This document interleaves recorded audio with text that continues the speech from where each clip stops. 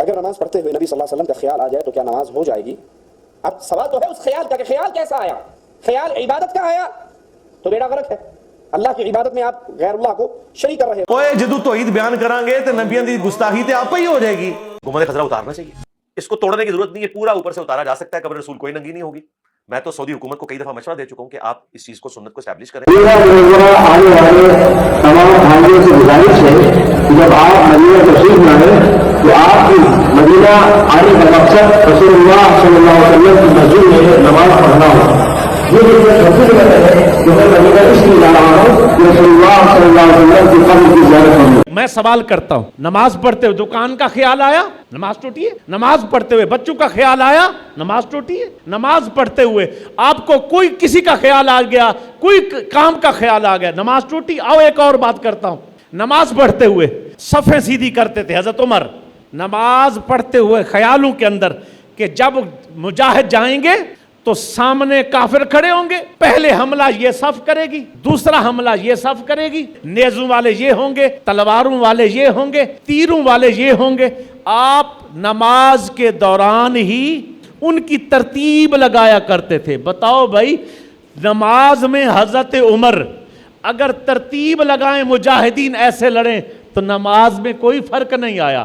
اگر نماز میں حضور کی محبت کا, سرکار کے وضحا کے چہرے کا, سرکار کی چاہت کا, سرکار کی تعلیمات کا, سرکار کی صورت اور سیرت کا تصور آ جائے تو کیسا مولوی ہے کہتے نماز ٹوٹ گئی.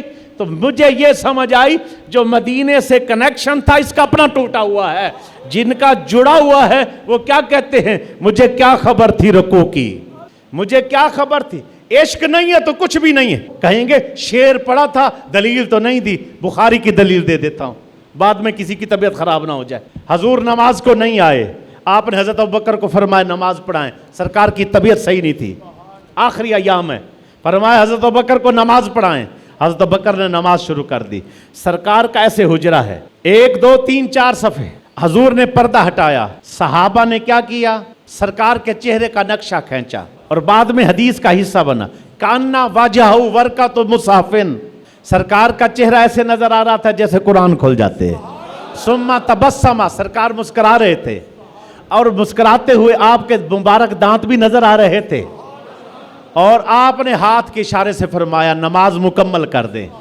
ہم نے نماز مکمل کر دی. میرا سوال بنتا ہے آج کے وہابی سے, آج کے مرزے اور مرزائیوں سے, اور وہ انجینئر اور اس کے پلمبر اور پلمبروں کے فالوروں سے, جتنے بھی ہیں سب سے بنتا ہے, مجھے بتاؤ حضور کی محبت صحابہ نے کتنی کی اور سرکار سے صحابہ نے کتنی محبت کی.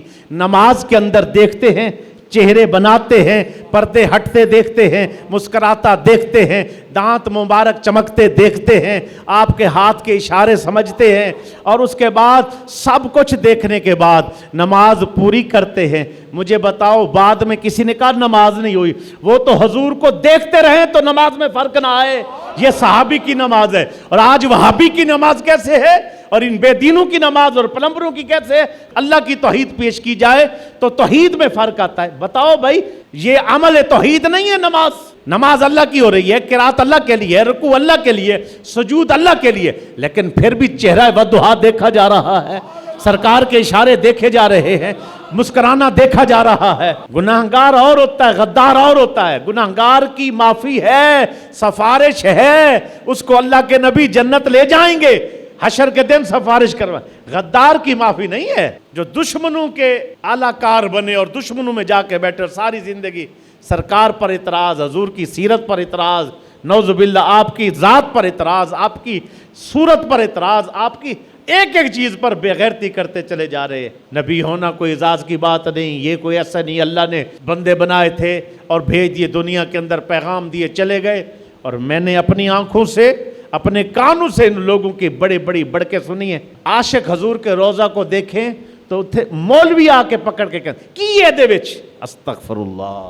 بغض نہیں تو اور کیا ہے. وہ حضور کے روضہ کو دیکھیں, سرکار کی سنہری جالیوں کو دیکھیں, حضور کے گنبد پاک کو دیکھیں, تو بعد میں یہ فتوے لگائیں گنبد نہیں ہونا چاہیے تھا, یہ ایسے نہیں ہونا چاہیے تھا, نماز میں خیال آ جائے تو نماز ٹوٹ جاتی ہے.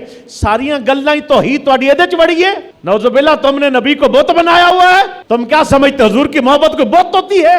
जाहिल के बच्चों, हजूर की मोहब्बत ईमान की अलामत, हजूर की मोहब्बत बख्शिश की अलामत, हजूर की मोहब्बत विलायत की अलामत, हजूर की मोहब्बत अबू बकर बनाती है, अबू बकर से सिद्दीक़ अकबर बनाती है, हजूर की मोहब्बत उमर से फारूक आजम बनाती है, हजूर की मोहब्बत उस्मान से ज़ुल्नुरैन बनाती है, हजूर की मोहब्बत अली से हैदर करार बनाती है, हजूर की मोहब्बत शराब पीने वालों को रज़ी अल्लाह तआला अन्हुम व रदू अन बना देती है, उलाइका हुमुर राशिदून बना देती है, उलाइका हुमुल फाइजून बना देती है।